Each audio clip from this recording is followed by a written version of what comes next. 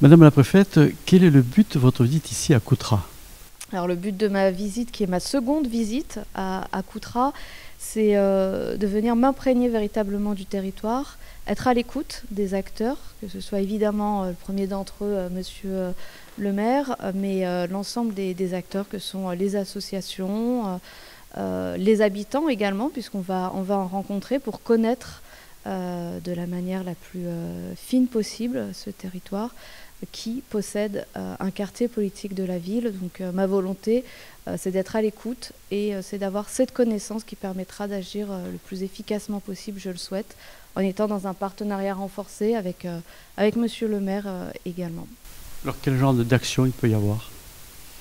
Les actions, alors dans un premier temps, ce sont celles qui vont être mises en place dans le cadre de la politique de la ville. Vous savez que nous sommes dans un temps qui est celui du renouvellement de la géographie prioritaire, du renouvellement des contrats de ville pour la secondaire qui sera 2024-2030. Et à partir de là, se déclinent différents dispositifs. Certains ont déjà été mis en place lors de la première phase des contrats de ville. On a financé certains postes et nous allons poursuivre l'action avec toujours un lien renforcé, que ce soit avec le sous-préfet Mathieu Doliger et bien sûr monsieur le maire. Alors monsieur le maire, ici il y a eu beaucoup d'associations qui sont venues. Quelles étaient leurs demandes principales?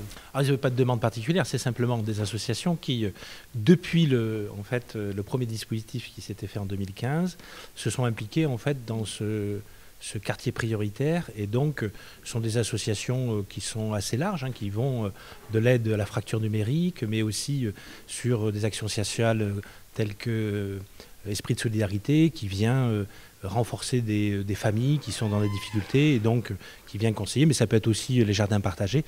Donc des associations qui en fait un petit peu aujourd'hui à la fois se sont présentées à l'État, à Madame la préfète et monsieur le sous-préfet, et en même temps qui ont fait un bilan un petit peu de ces années passées en quartier prioritaire, politique de la ville, avec des bilans qui sont globalement, je l'ai dit tout à l'heure, positifs, et puis un peu plus contrastés pour ce qui est de la partie de l'insertion et de l'emploi, sur quoi maintenant, évidemment, avec cet engagement 2030, nous allons essayer d'améliorer, essayer de comprendre là où on a un petit peu échoué, de façon à ce qu'effectivement les résultats soient bien meilleurs, puisque c'est quand même l'objectif numéro 1 que l'on aura sur ce dispositif engagement 2030, c'est d'accompagner les gens vers l'emploi, vers l'insertion, de façon à ce que effectivement ces territoires ne restent pas dans cette situation avec un emploi qui soit au-dessus de la moyenne nationale.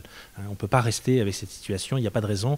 Il y a un développement économique qui se met sur l'ensemble du territoire de façon importante. Il faut absolument que les personnes qui sont le plus en situation de difficulté puissent être les premiers à disposer de ces emplois. Alors, depuis votre mise en poste cet été, vous avez visité pas mal de communes de Gironde. Est-ce qu'elles ont les mêmes demandes? Elles ont, il y a quelques éléments qui sont récurrents, mais je dirais que chaque commune a ses spécificités, même si celles qui sont en politique de la ville font les mêmes remontées. Évidemment, il y a un besoin de créer du lien, il y a un besoin d'accompagner aussi ces quartiers, plus spécifiquement ces populations qui sont les plus vulnérables pour retourner vers l'emploi. Il y a un besoin aussi d'être au plus près des jeunes pour éviter un glissement vers la délinquance et faire de la prévention. Il y a un besoin d'accompagnement à la parentalité, le répit parental aussi, puisqu'il y a beaucoup de familles qui sont en situation de monoparentalité, et souvent ce sont des femmes, et il faut qu'on puisse trouver des solutions pour les accompagner dans leur parentalité, mais aussi vers un retour à l'emploi. Il y a énormément de chantiers qui sont là. Il y a beaucoup de choses qui ont déjà été faites. Il y a des choses qui seront renforcées. Et comme je l'ai indiqué lors de notre table ronde, moi, je n'ai pas de tabou. Si certaines choses ne fonctionnent pas, eh bien, il faudra les corriger, voire les supprimer et mettre en place d'autres dispositifs qui seront plus efficaces pour le territoire et pour ces populations qui sont les plus vulnérables de Gironde. Alors, c'est facile à dire tout ça, mais comment on arrive à joindre les personnes qui sont en difficulté? Tout est toujours très facile à dire, mais il y a quand même beaucoup de choses qui sont faites et ça serait, je pense, injuste de considérer que le travail colossal qui est fait par les travailleurs sociaux, les missions locales, les bénévoles également, ne permet pas de mettre en place ce qu'on appelle l'Aller Vert, un Aller Vert qui est aussi financé par l'État. Il y a des adultes relais, il y a d'autres postes qui sont financés. Donc on arrive à cibler ces populations, on arrive à aller vers ces populations et à mettre en place des moyens pour les atteindre et les accompagner pour une meilleure réinsertion. Alors évidemment, c'est colossal.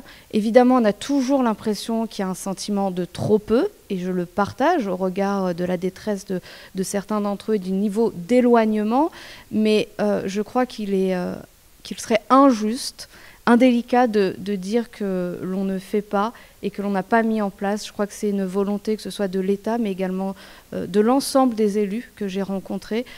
Personne n'oublie ces populations, nous avons tous la même volonté, c'est-à-dire de leur trouver des solutions, de les accompagner, mais il y aura, je crois, toujours un sentiment que c'est trop peu, alors que les moyens sont là et que nous poursuivrons les efforts. Il faudra peut-être être astucieux, trouver d'autres moyens de les accompagner, mais sachez que nous sommes mobilisés, que ce soit les services de l'État, mais je crois que je peux le dire aussi, monsieur le maire, les services de la commune de Coutras sont également mobilisés. C'est un travail qui ne se fera qu'ensemble de toute manière.